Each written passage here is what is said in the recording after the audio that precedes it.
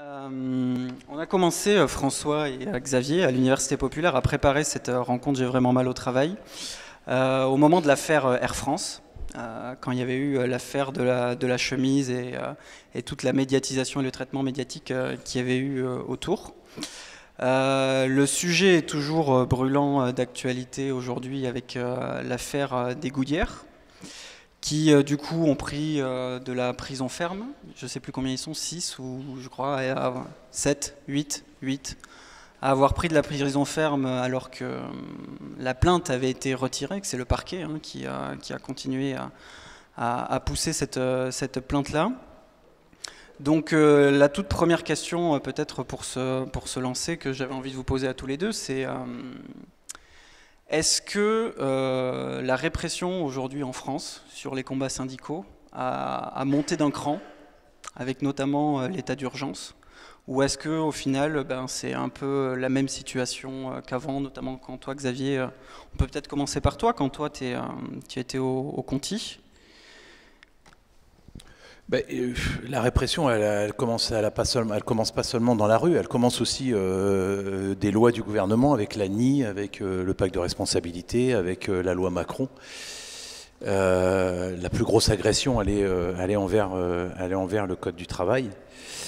Et d'ailleurs, quand on voit les chiffres, bon, alors il y a eu des attentats, bien entendu que je vais commencer par la phrase type, là, on déplore, c'est des morts, bien entendu, mais il faut quand même savoir qu'au travail, c'est 550 morts par an.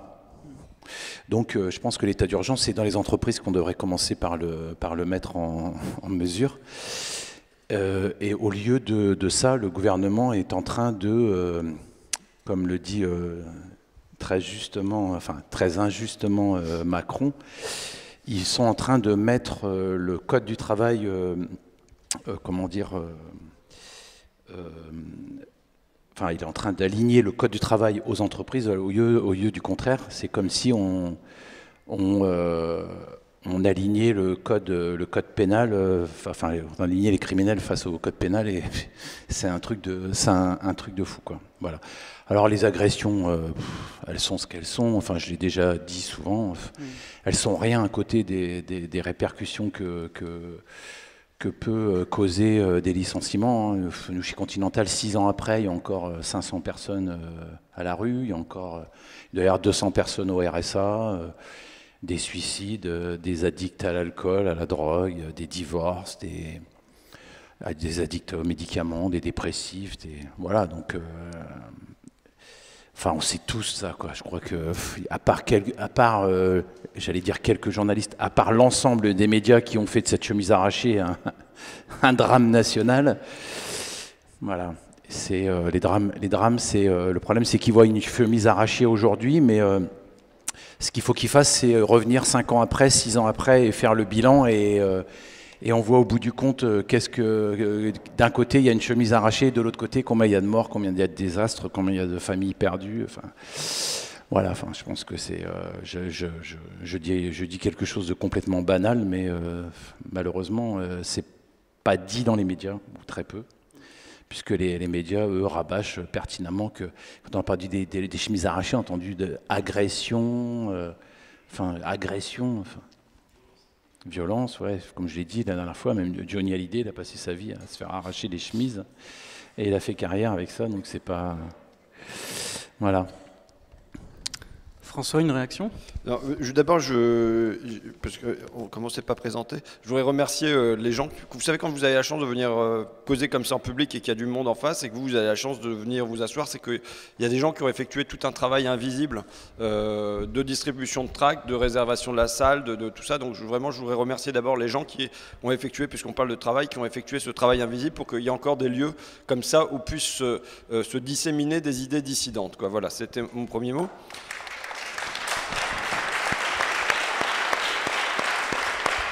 Merci. Ensuite, moi je poserai ma question de ma légitimité, de ma raison d'être sur cette tribune, parce que quand même je n'appartiens pas au mouvement ouvrier, Je me suis pas fait condamner comme Xavier Mathieu et j'ai pas été, mener des actions de cette nature-là. Et par ailleurs, j'ai même pas une légitimité scientifique puisque je suis ni sociologue ni historien ni rien du tout. Je suis un bon à rien et un touche à tout. Rien, quoi. Ouais. Bah oui. Donc bon, vraiment, je me demande ce que je fais ici. Mais enfin, maintenant, si vous voulez m'écouter, tant mieux. Mais moi, je viens surtout pour vous écouter. Puis en fait, je venais pour offrir la chance à Philippe Poutou de prendre sa revanche au baby-foot parce que la dernière fois qu'il a joué contre moi, c'est le seul candidat à la présidentielle contre qui j'ai joué au baby-foot. Et il s'est pris une branlée qu'il a préféré oublier. Sur le cas Goodyear, bon, il y a plein de trucs à dire. C'est évidemment une... Ouais. Goodyear ou Air France et ainsi de suite, c'est évidemment des histoires qui ouvrent des tas de champs d'analyse. Bon, moi, il y a un bouquin que j'ai lu dernièrement qui est un bouquin de Anne Steiner, une sociologue. Comme je ne suis pas sociologue moi-même, je lis les bouquins des autres, comme ça, bon, ça me fait un peu de connaissances, quoi. Et donc, elle racontait les luttes sociales entre 1905 et 1911 en carte postale. Et en fait, elle raconte 6 ou 7 conflits. Il y en a un qui se passe dans mon bled, enfin dans mon coin, à Fressonville, dans la Somme, donc je l'ai mieux retenu parce que ça se passe près de chez moi, quoi. On est c'est une serrurerie, et à un moment, une fabrique de serrurerie et de serrures, et à un moment, il y a un anarcho-syndicaliste et un autre ouvrier qui se font licencier. On dit qu'on veut plus d'eux, ils ont qu'à retourner travailler à leur domicile et puis ils fabriqueront des serrures à leur domicile. Bon, voilà.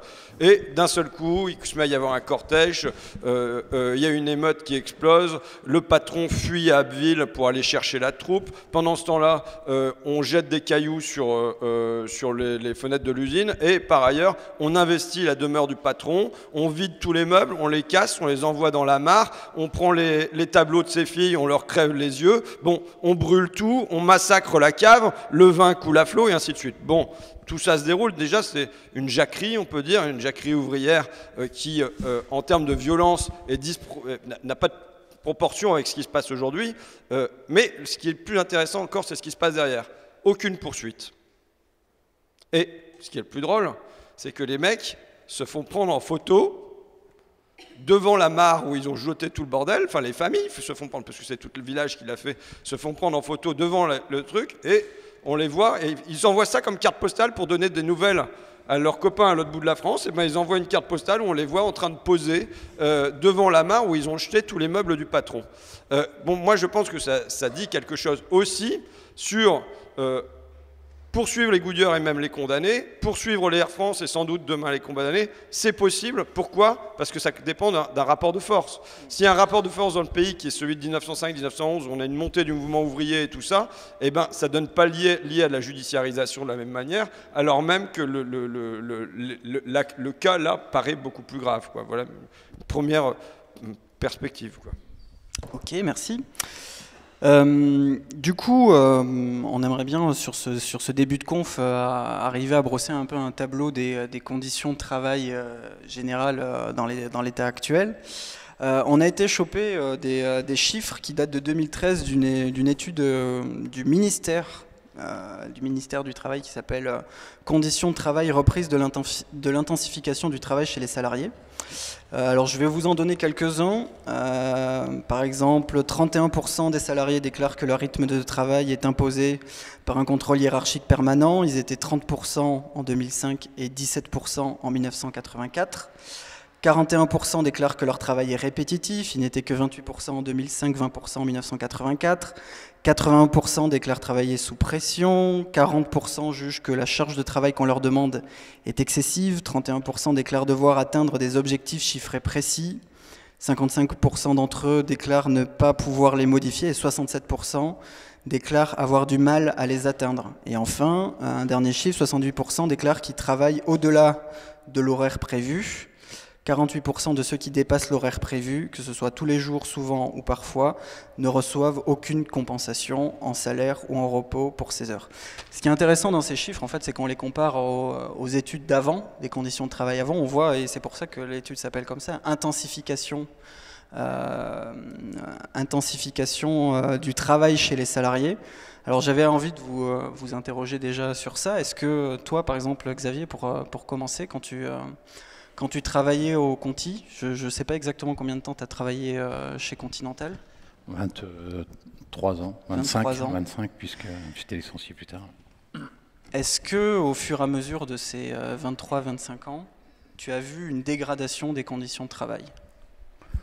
Bah oui, forcément. Enfin, alors il essaye souvent de comparer les cadences qui augmentent comment dire, à l'amélioration des machines, mais non, en fait, à chaque licenciement, à chaque groupe de licenciement, à 95%, c'est les gens qui restent, qui prennent la part de ceux qui ont été licenciés. Il n'y a jamais de part de travail en moins. On licencie jamais parce qu'on fait moins de travail. On licencie pour donner plus de travail et faire travailler plus de temps et donner plus de travail à ceux qui restent. Moins de pauses. Nous, on était passé de 30 minutes à 20 minutes de pause. Les pauses cigarettes, c'était 5 minutes au lieu de 10. Enfin, et les cadences augmentaient sans arrêt, quoi. Oui, c'est et alors alors à chaque fois je me trompe, je dis MST, c'est pas les MST, les MST c'est les maladies sexuellement transmissibles, c'est les TMS, voilà. Ont augmenté d'une force incroyable tout ce qui est les TMS, c'est les troubles les troubles musculaires ouais. Tu vois, même ça, moi j'ai été victime, et d'ailleurs ça fait 6 ans que je ne travaille plus et j'ai toujours cette putain de tendinite, épicondylite et épitrocléite, les deux. Trocléite c'est en bas et condylite c'est en haut. Moi j'étais condylite. Et trocléite aussi, je crois.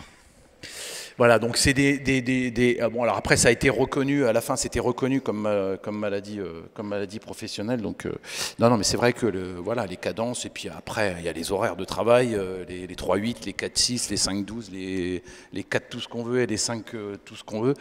Nous, il y a eu une période où on a travaillé, on était sur 4 semaines, où on travaillait 6 nuits de 6 heures. La semaine d'après, on faisait du lundi au jeudi du matin. La semaine d'après, on faisait du mercredi au samedi d'après-midi. Et il y avait une semaine, on faisait lundi, mardi d'après-midi. C'est-à-dire que tu commençais lundi, mardi, parce qu'après, il y avait l'équipe qui commençait mercredi jusqu'à samedi. Il y avait 2 jours de repos au milieu. Et après, il y avait 2 jours du matin. C'est-à-dire qu'on remplaçait ceux qui faisaient du matin, un truc de taré. Et puis après, il y a des mecs qui travaillent, qui font 2 matins, 2 après-midi, 2 nuits de repos, 2 matins, 2 après-midi, 2 journées. Enfin, un truc de taré. Enfin, les conditions de travail, il y a les horaires, il y a le travail en plus, le travail répétitif, enfin tout ça. C'est devenu. Mais je pense que beaucoup de gens, avec l'arrivée des usines, à partir du moment qu'il y a eu les usines, les gens, c'est plus des métiers qu'on avait, c'est du travail, quoi. Je pense qu'il y a une grosse nuance, quoi. Un métier, c'est un métier. Un travail, c'est un travail. C'est horrible ce mot, travail. Ça me donne de l'urticaire rien quand j'en parle, mais non, mais c'est vrai, voilà, c'est les conditions de travail dans les usines, contrairement à ce qu'on a pu penser, les machines n'améliorent pas les conditions de travail. Quelquefois, moins de charge de travail, mais tout ce qui est récupéré dans le moins de charge de travail, c'est récupéré par plus de cadence, donc plus de tendinite, plus de problèmes de dos, parce que nous, on se baissait beaucoup. Oui, il y avait énormément de maladies professionnelles chez nous. Parce que l'usine des Conti, c'était une usine historique, c'est ça, elle existait depuis... Ouais. Et puis même avant, c'était pas Continental, hein, c'est bien ça. Il y a eu 3 usines. En fait, au départ, il y a 3 usines. Anglebert, c'était. Ouais. Il y a une usine en Belgique, une usine à Aix-la-Chapelle et une usine en France. Donc il n'y a plus que de l'usine Anglebert, la personne qui faisait les pneus Anglebert, il n'y a plus que celle d'Aix-la-Chapelle, puisque celle de Belgique a fermé avant celle de Continental. Continental a fermé à peu près 25 usines dans les 5 dernières années. Partout. D'accord. En Europe. François, du coup, toi, par rapport à ton travail de journaliste, moi, la question que j'avais envie de te poser par rapport à ça, c'est... C'est un oxymore. Non, mais c'est par rapport à toutes les enquêtes que tu as fait par rapport à toutes les enquêtes que tu as fait dans tous les différents milieux professionnels, etc. Est-ce que cette dégradation, depuis 15 ans, tu l'as observée aussi ? Je sais pas. Franchement, là, ça demande un regard trop scientifique pour ce que je suis. Non, mais ton ressenti. Ouais, non, j'en sais trop rien. Moi, ce que je sais, c'est que, parce que, bon, faut dire aussi que de toute façon, quand on est de gauche et bien à gauche, de toute façon, on n'est jamais content de l'état de la société. Donc déjà, il y a 15 ans, j'étais pas content. Et je pense que vous, il y a 15 ans, vous n'étiez pas content non plus et qu'on aurait fait un débat comme ça et on aurait dit ça va pas de toute façon. Donc, parce que fondamentalement, le fait de devoir être salarié, bosser la nuit par exemple, moi je considère que, alors là tu vois, je vais passer au-delà des 15 ans. Mais l'acceptation du travail de nuit est pas quelque chose qui est allé de soi. Et moi, tu vois, moi, je peux pas dire que j'ai vraiment les choses évoluées parce que dès que je me suis lancé en 99 à Amiens, je voyais des gens qui étaient à l'usine et qui n'avaient pas envie d'y être.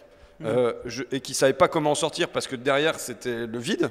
Je voyais des gens qui allaient en centre d'appel et qui n'avaient pas envie d'y être parce que c'est l'usine de la tête quoi, et qui ne savaient pas comment en sortir parce que derrière c'était le vide. Je voyais des gens qui bossaient dans les supermarchés et pareil. Donc je veux dire des gens qui finalement, compte tenu de la situation du chômage en France, sont coincés dans leur métier. Ou dans leur non-métier, mais enfin voilà. Mais voilà. Mais après, par contre, j'ai fait tout un boulot sur de l'analyse lexicale, notamment sur le discours syndical, et un certain nombre de questions qui, par exemple, se posaient encore au début des années 80 sur le refus du travail de nuit. Je veux dire, le chômage a éliminé ces questions des congrès, des discussions récurrentes entre militants et tout ça, parce qu'on est contraint. Aujourd'hui, on refuse le travail du dimanche. Et c'est une bagarre, mais une fois que le travail du dimanche il sera entériné et tout ça et qu'on se sera pris encore 10 ans de chômage dans la tronche, ça deviendra la nouvelle norme. Enfin, tu vois ce que je veux dire. Je vois plutôt, en faisant de l'analyse de discours syndical, on voit en effet l'acceptation des normes du capital s'opérer. Mais quand j'insiste toujours sur les mots travail et métier. Parce que chez Continental, au bout de 2 ans, il y avait 200 personnes qui ont trouvé du travail. Sur les 200, c'était à 95% des cadres, des électriciens, des mécaniciens, des chaudronniers, des tuyauteur. Tous des gens qui avaient un métier ou qui étaient cadres. Mais sur 200, il y en avait à peu près 160, 180 qui étaient la majorité quasiment de gens qui avaient des métiers dans l'usine. C'est ceux qui ont trouvé du travail. Tout ce qui était manœuvre, ça a été une catastrophe, quoi. Il y a plus, puisque c'est ceux qu'on supprime. Voilà. Moi, je sais pas, après c'est dans le fil du débat avec vous, mais il va falloir que, au-delà de la plainte, on aille vers la question du camarade Oulianov, que faire quoi. C'est-à-dire, si on n'est pas content, il y a un temps là où on est tous ensemble, qu'est-ce qu'on va organiser pour respirer un peu plus et tout ça. Ça marche.